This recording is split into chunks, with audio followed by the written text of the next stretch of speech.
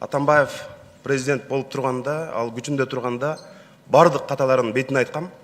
Бирок азыр ал президент эмес, күчүн жоготкон. Азыр жыгылганды баса калып деп келесем, жеке мен үчүн мындай жигиттикке жатпайт.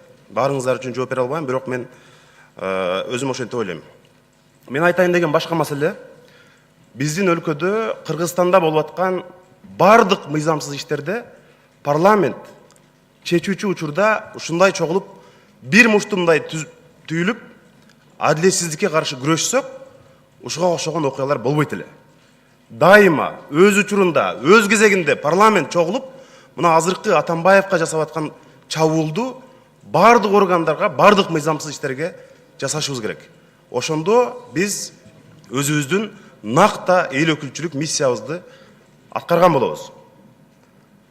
Мына комиссиянын бүтүмүндө жүрөт журналисттерге болгон куугунтук. Азаттыкка 20 миллион айып салган, Занозага 10 миллион, Нарын айыптын карыган апасы менен жашаган үйүн арестке койгон. Ошол учурда биз айтып, ошол жөө жүрүшкө чыкканбыз. Мына Каныбек Капаевич, Алмамбет Насырканович болуп, ошондой маселелерди биз өз учурунда карашыбыз керек. Алмазбек Атамбаев президент болуп турду. А Батукаевдин чыгарылганына качан?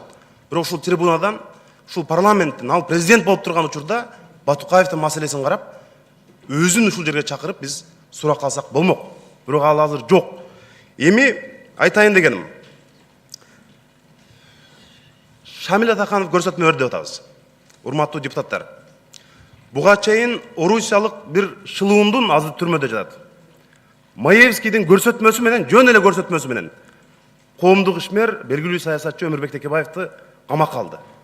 Эми Шамил Атаканов дагы бирөөсү чыгат көрсөтмө берип, бул бизге өтө жаман президент түзүлүп калышы мүмкүн. Бул өтө жаман өнөкөткө алып келет кийин. Бирөөңүздү айтсаңыз, бирөөңүздү камап, бул айтты деп муну камай берсек, бул жалпы система үчүн. Биз эми азыр Атамбаевка байланыштуу жеке өч алуудан, жеке таарынычтардан өйдө болушубуз керек.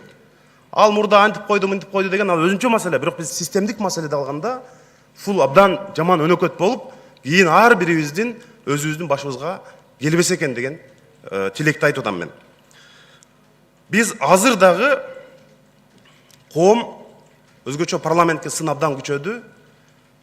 Любой бийлик менен иштеше берем деген саясатчылардан эл кадимкидей жийиркенип калды.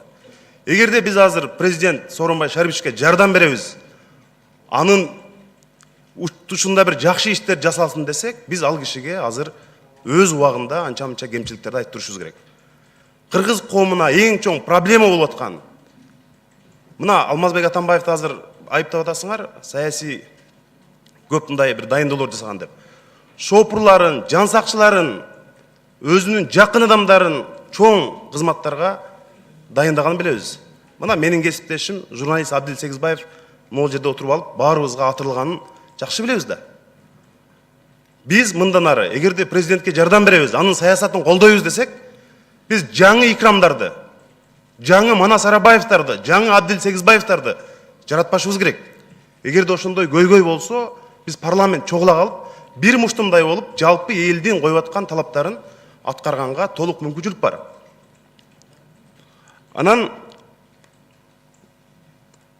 урматтуу депутаттар, мына соттор боюнча дагы азыр дагы президенттин сотторду өзгөртөм деген, реформа кылам деген аракеттери чынын айтканда соттор тарабынан, жергиликтүү бийликтер тарабынан көп ишке ашпай атат. Соттор өзгөргөн жок. Ошол бойдон мына 80-деги ата-энесин карактады деп оор кылмыштарга айыпталып жаткан, буга чейин биз бир канча рет көтөргөнбүз. Канжар Кадралиев дегенди кече мына сот жаза мөөнөтүн кыскартып, сен эркиндикте ойноп күлүп жүрө бер деп чечим чыгарып койду. Эми ушундай учурлар болуп атат да. Ошон үчүн азыр ар бир сөздө спикерибиз Дастан Артисбекович баш болуп, айрым фракция лидерлери ушул жерге чыгып сүйлөгөнүңөрдө Атамбаев саясий куугунтуктарга жол берген, саясий репрессия кылган деп айтып өттүк баарыбыз. Муну ушул жогорку кеңеште, парламентте бакыйган депутаттар баарыңар айттыңар, саясий репрессия кылган убагында деп. Эгерде саясий репрессия кылса, ошол убактагы башка оппозиционер Өмүрбек Текебаевди азыр бошотуш керек да. Ошондо биз тааныйбыз да, саясий репрессия кылыптыр Атамбаев, чын эле күнөө кетириптир деп.